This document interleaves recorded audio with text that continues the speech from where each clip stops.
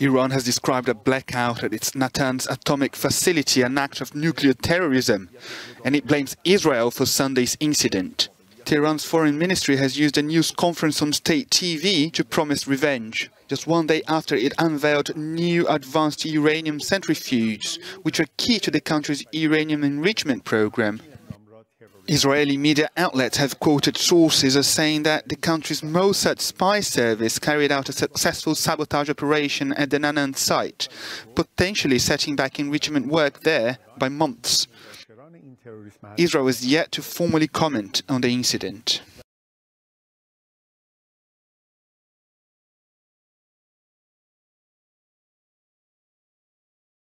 Tonight, 2 Windsor, Virginia police officers are being sued by an Army second lieutenant, claiming his rights were violated during a traffic stop captured on multiple cameras.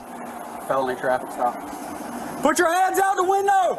Police body camera rolling as an officer attempts to stop in early December for a missing rear plate on the SUV. Army second lieutenant Karan Nazario behind the wheel, pulling over at a gas station 100 seconds later and starting his cell phone camera. He had picked a well-lit place to stop, his lawyer says, for safety. He does have a plate, a temp plate taped to the back window of his brand new car.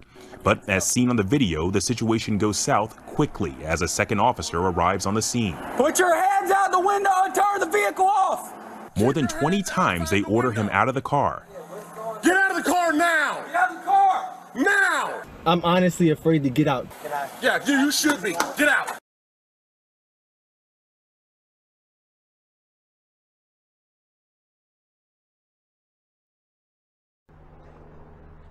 Police in Minneapolis unleashed tear gas and rubber bullets on protesters Sunday, hours after a police officer fatally shot a man only 10 miles away from where George Floyd was killed in police custody last year. About 100 protesters confronted police in riot gear, chanting Black Lives Matter and climbing on top of police cars. A witness told Reuters that later, police fired rubber bullets, hitting at least 2 people and leaving at least 1 man wounded and bleeding from the head. Protesters later gathered outside the police department, surrounded by hundreds of officers, who set off flashbangs and sprayed chemical irritants at the crowd. In a statement, Brooklyn Center Police said officers had pulled over a man for a traffic violation just before 2 p.m. and found he had an outstanding arrest warrant.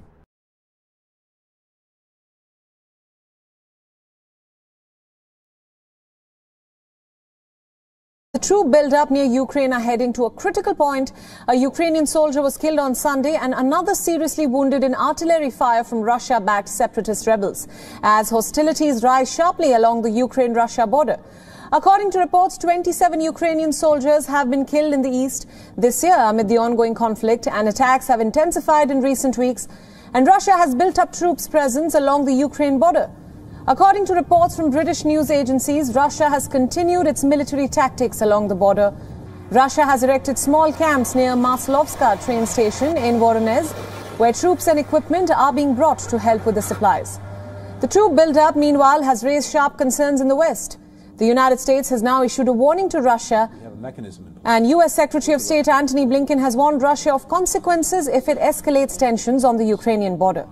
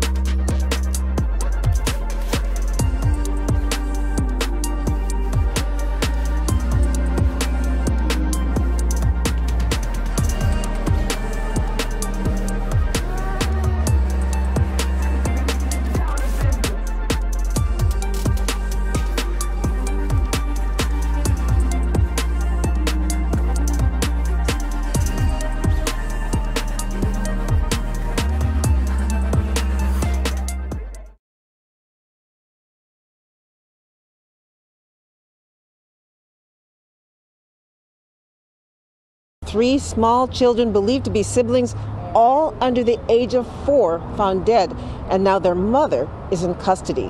The bodies of those children found this morning around 9:30 after LAPD officers were called to an apartment building on the 8,000 block of Reseda Boulevard. Police say the grandmother of the children came home from work and found them dead in an apartment.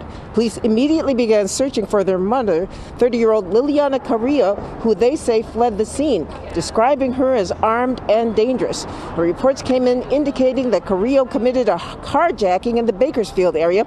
Carrillo was located in the Ponderosa area of Tulare County and arrested.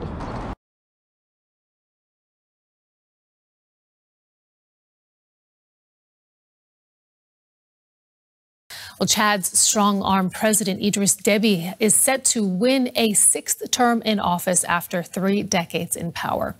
Votes are being counted after polls closed.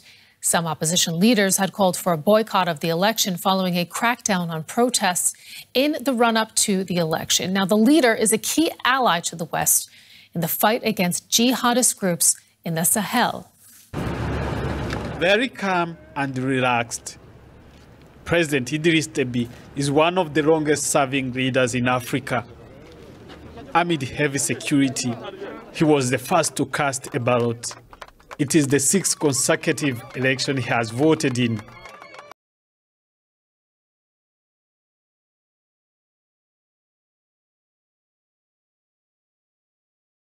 More than 20 people have been killed on the Cape Flats since the beginning of this year.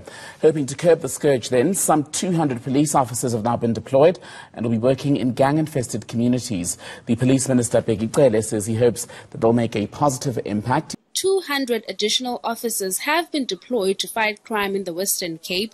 They come from different provinces, and how long they will be here hasn't been confirmed.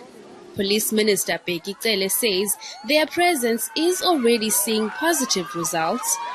400 people have been arrested, outstanding people for serious cases, murder, rape and all that. We're not going to be permanent here, but I can assure you we're not going to be short again.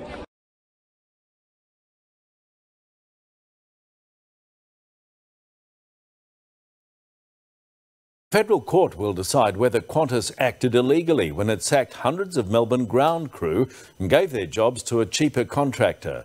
Their union is arguing the airline used COVID-19 as an excuse to outsource critical work. Here's Andrew Lund.